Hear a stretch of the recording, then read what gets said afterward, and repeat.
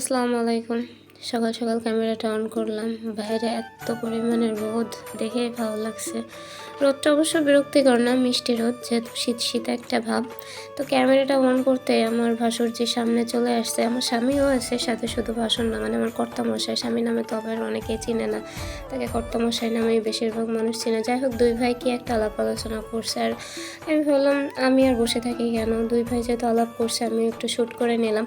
তো শ্যুট করতে করতে ও মা দেখি মোবাইলের দিকে তাকায়, দেখে আমি রাস্তাতে চলে আসছি। যাই হোক, কর্তামশাইয়ের সঙ্গে যাচ্ছি আমাদের বটবটিটা নিয়ে।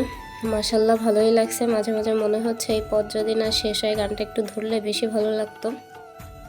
তো ভালো আর লাগা যায় কই, কারণ রাস্তার যে অবস্থা দেখতে পাচ্ছেন, ঝাঁকিতে ঝাঁকিতে আমার অবস্থা। A few moments later. কথা শেষ না হতে হতে কোথা থেকে যে ওইটা চলে আসলো বুঝলাম না। যাই হোক, ফিউ মোমেন্টস লেটারের পরেই আর কি রান্নাটা শুরু করলাম।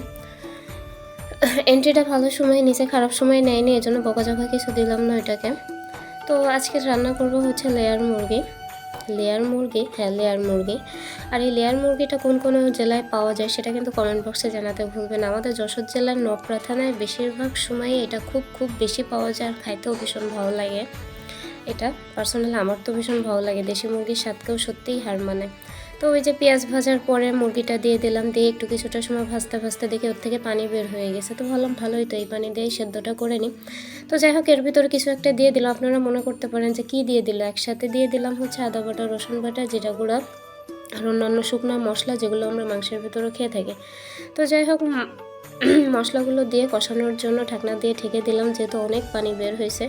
তো ভাবলাম বসে আর থাকি কেন, যেহেতু রান্নাটা করতেই হবে। তো এই পাশে চুলাতে রান্না চাপাই দিলাম চিংড়ি মাছ। তো চিংড়ি মাছটা দিয়ে চুলাটা গরম হওয়ার জন্য অপেক্ষা করতে করতে এই পাশটা একটু নাড়াচাড়া করে নিলাম।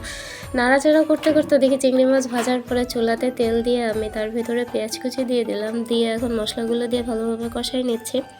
যেহেতু দুই পাশে দুই চুলাতে তো মানে শুরু করছি, সেহেতু আমাকে দুই দিকেই হ্যান্ডেল করা লাগছে, আর কথাগুলো আমাকে দুই দিকেই ম্যানেজ করা লাগছে। তো যাই হোক, সব কিছু হ্যান্ডেল আর ম্যানেজ করে দুইটা রান্নাই চলছে। তো এখানে আমার কি বলে লেয়ার মুরগি আর কি, লেয়ার মুরগি কষানো হয়ে গেছে। এদিকে আমার চিংড়ি মাছটা হওয়ার কাছাকাছি, একটু মিষ্টির জন্য দিয়ে দিলাম একটু চিনি। যাই হোক, এই চিংড়ি মাছের এই রেসিপিটা কার কেমন ভালো লাগে সেটাও জানাতে কমেন্ট বক্সে ভুলবেন না। আর এদিকে আজকে পোলাও রান্না করবো, এটা অবশ্য মিস করা যাবে না, কারণ এটা না থাকলে ওই দুটার স্বাদই পাবো না। এজন্য এটাও একটু শেয়ার করে নিলাম। আর এটা আপনাদেরকে কি দেখাবো, সবাই পারে পোলাও রান্না করতে, আমি যে শুধু পৃথিবীতে একা পারি তা তো না। যাই হোক, পোলাও চালটা সুন্দর করে ভেজে নিলাম, নিয়ে রাইস কুকারে বসাই দেবো। ওদিকে আমার মনে হয় আবার মুরগির মাংস কষানো হয়ে গেছে, এই দেখেন নিচ থেকে লেগেও গেছে অলরেডি। তো যাই হোক, মাংসটাকে ভালোভাবে আবার কষাই নিচ্ছে। চারপাশে কি সুন্দর তেল ভাসছে, দেখে আমার খাইতে মন চাইছিল। তো 2 পিস উঠাই নিলাম খাওয়ার জন্য, কারণ সকালে পরোটা করছি, পরোটার সাথে মুরগির মাংস খাইতে মাশাল্লাহ হেব্বি লাগবে। বাহ বাহ, ভালোই তো রচনা পাঠ করলাম। আর রচনা পাঠ না করে তো আসলে উপায় নেই। আপনারা তো একঘেয়েমি, তারপর চুপচাপ স্বভাবের ভিডিও দেখতেছেন না, তার জন্য একটু মাঝে মাঝে রচনা পাঠ করতে হয়। অবশ্যই এটা আমার একটা বড় গুণ।